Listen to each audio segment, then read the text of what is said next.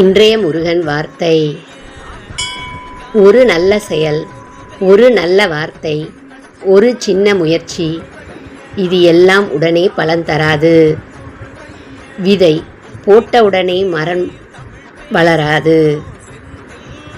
இன்று நீ செய்கிற சின்ன நல்லது யாரோ ஒருத்தரின் வாழ்க்கையை நாளை மாற்றலாம்.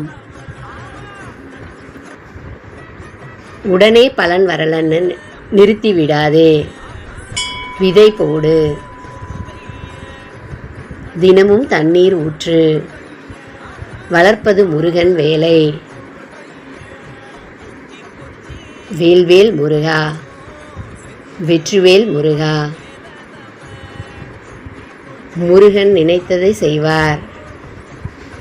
சரியான நேரத்தில். நம்பிக்கை கொள். மீண்டும் சந்திப்போம்.